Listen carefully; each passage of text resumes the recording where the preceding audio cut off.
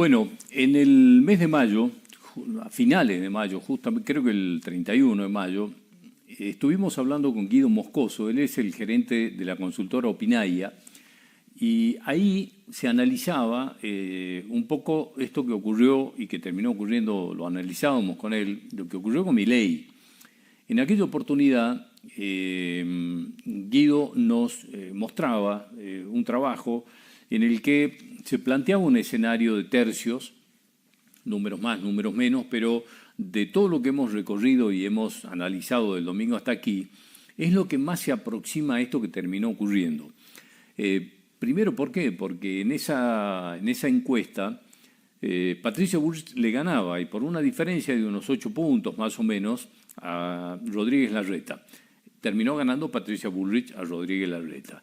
Milei estaba en esa encuesta empatados con Juntos por el Cambio, con la suma de Juntos por el Cambio, y después, en tercer lugar, estaba Unidos por la Patria, que rondaba el 20% más o menos, pero sí entre el 26 de Milei, 27 que sumaba Juntos por el Cambio y el 20 de Unidos por la Patria. Esto, digamos, terminó constituyendo un escenario muy parecido a esto que ocurrió, porque Milei subió 3 puntos más de lo que daba esta encuesta, porque la suma de Juntos por el Cambio daba lo que terminó dando el domingo, y la candidatura de Massa y todo Unidos por la Patria terminó sumando 2 o 3 puntos más. Nos parecía muy interesante ver desde aquel 31 de mayo hasta este domingo pasado qué había pasado, cómo había ido evolucionando y si se habían mantenido estos números que terminó, digamos, con este llamativo triunfo geográfico, para decirlo de alguna manera, amplio de Javier Milei. Guido, gracias por atendernos nuevamente. Muy buenas noches. Hola, Juan Manuel, buenas noches. Gracias a ustedes por el llamado y por convocarme. Al contrario, muchas gracias por participar. Nos parecía muy importante poder conversar porque aquel 31 de mayo, cuando charlamos de esa encuesta que estaba muy fresquita todavía, es la que más se terminó aproximando a esto que ocurrió el domingo pasado. Sí, en buena medida ya, digamos, el ámbito profesional de las encuestas, digamos, tan golpeado por estos días, ya en abril o mayo anticipaba este escenario de tercios, que fue el que finalmente se terminó dando. Particularmente nosotros desde Opinaya, que hacemos mediciones mensuales, veníamos registrando y observando el crecimiento de Javier Milei, que básicamente sabía captar al grueso de los votantes disconformes con este gobierno y con el gobierno anterior, que quizás habían votado al peronismo en algún momento, pero que hoy, en función de la situación, sobre todo de la inflación, también de la seguridad, también del dólar, estaban muy descontentos y muy enojados, y veíamos este ascenso que ya en abril-mayo se traducía en intención de voto. De algún modo lo que cambió entre fines de mayo y ahora las elecciones paso de agosto fue, bueno, en principio, la definición de las candidaturas. Este estudio al cual vos te referías del mes de mayo, todavía las candidaturas no estaban definidas, ¿no? Entonces se generaban distintas hipótesis con distintos candidatos. Una vez que se definieron las candidaturas en junio, lo que también se veía registrando y observando con ciertas variaciones, pero una tendencia que era firme, era que efectivamente Patricia Bullrich se imponía por sobre Horacio Rodríguez Larreta y que claramente Sergio Massa también, en forma mucho más contundente, estaba por encima de Juan Grabois en la interna de Unión por la Patria. Luego, digamos, lo que vimos en los estudios, si se quiere, del mes de julio, digamos, previo a la elección, es que de algún modo tanto el oficialismo como Juntos por el Cambio volvían a ganar cierto terreno, pero seguíamos viendo que el votante de Milei era un votante muy convencido, con un voto muy decidido, y que comparativamente iba a ir a votar más que otras fuerzas políticas. Llegamos al 13 de agosto y tuvimos un cierre de campaña muy particular en los últimos 10 días, tanto desde lo económico como desde lo social. Desde lo económico porque el dólar paralelo pegó, digamos, una subida de casi 100 pesos en esa recta final de campaña. Y luego en términos sociales tuvimos lamentablemente distintos hechos de inseguridad, fundamentalmente el asesinato brutal de Morena en la localidad de Lanús, en la provincia de Buenos Aires, y creo que esos hechos de cierre de campaña de algún modo le volvieron a dar la ventaja a Javier Milei, y por eso llegamos ahora a este escenario postelectoral, post-paso, con La Libertad Avanza de Javier Milei encabezando, ¿no?, los resultados electorales y siendo la gran sorpresa y la figura política más convocante de este 2023. Uh-huh.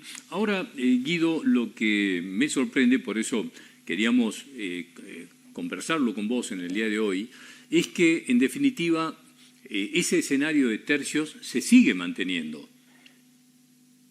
Sí, lo que vemos en función de las elecciones es que las tres fuerzas, ¿no?, si sumamos los votos de las tres fuerzas, hay poca distancia, ¿no?, y eso los hace competitivos de cara a octubre a los tres, aunque con algunas fortalezas y debilidades para cada espacio.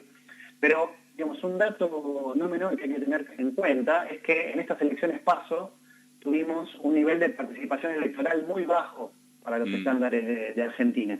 Entonces, se estipula, se estima, ¿no?, más o menos se puede inferir que de cara a las elecciones de octubre podría votar mucha más gente, casi 10 puntos porcentuales más, y eso generaría una masa de votantes nueva, ¿no?, una pecera de la cual los candidatos podrían prestar esos votos, hablando en términos metafóricos, y en ese sentido los tercios podrían alterarse.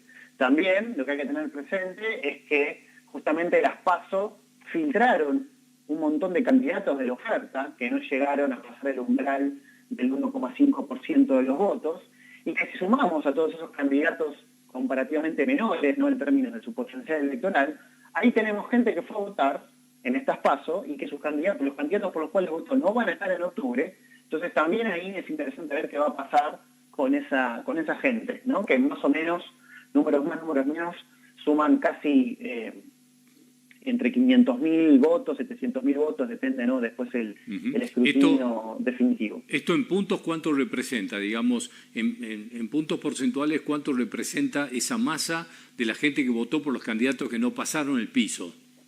Bueno, en estas elecciones, tomando el voto negativo, ese voto de otros, son entre 4 y 5 puntos porcentuales. Claro, que son más o menos las diferencias que hay entre uno y otro de los candidatos. Exacto. Y también otro dato no menor es que el voto en blanco, ¿no?, que es como el voto castigo, gente que fue a votar pero votó en blanco, también fue más alto que en otras elecciones, también cercano a los 4 o 5 puntos. Entonces, hay una serie de segmentos del electorado que tienen ahora un peso específico, que su voto es muy atractivo, y que las tres fuerzas van a intentar de llevarlo, ¿no?, para su lado. Ahora, cada espacio va a enfrentar problemas, digamos, obviamente el candidato que mejor parado está es Javier Milei, porque salió primero, porque ahora tiene, digamos, todo el envión que suelen tener los ganadores de una elección, pero la dificultad que estoy viendo, al menos hasta ahora, para el espacio de Milei, es que las declaraciones post 13 de agosto, por el momento han sido declaraciones bastante duras en términos de su agenda de gobierno, ¿no? Las distintas, digamos, entrevistas y declaraciones públicas que ha dado Milei muestran una eventual agenda de gobierno muy radicalizada, digamos, muy acorde, ¿no?, a la perspectiva ideológica y programática de Javier Milei. Y en ese sentido, digamos, el ABC de las campañas dicen que, bueno, en realidad para conseguir más votos tenés que moderarte un poco, ¿no?, y en esa moderación poder convencer a más gente. Claro, porque hoy por hoy, sí, cuando uno lee las declaraciones, y bueno, y se habla casi abiertamente, ¿no?, de la privatización de la educación, de la salud, sí. Creo que esas son temáticas que, en principio, para ampliar su base electoral, no sé cuán convenientes le van a resultar. Claro, porque esto que la eliminación del CONICET, del Ministerio de Salud, el Ministerio de Educación, etcétera, etcétera, han repercutido y han pegado muy fuerte. A mí me hacía acordar, no sé si esto va a tener el mismo impacto negativo o no, que aquello de la venta de órganos, pero bueno, a partir de esto es que en la campaña estas cosas pueden perjudicar y en una diferencia tan corta de 2, 3 o 4 puntos entre uno y otro, cualquier error de estas características, indudablemente que impactan y que pueden modificar todo el escenario. Sí, por otro lado, algo a favor de Milei es que la tendencia que tiene el resto, ¿no?, de los espacios, tanto el oficialismo como Juntos por el Cambio, de algún modo es a demonizar a Javier Milei.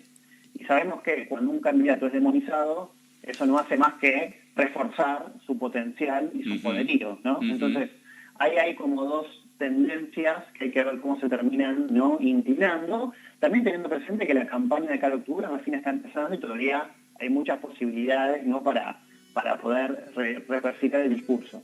Después, en el caso del oficialismo de Unión por la Patria, yo creo que el gran problema que tiene Sergio Massa no es tanto de campaña o en términos políticos, sino es un problema económico, ¿no?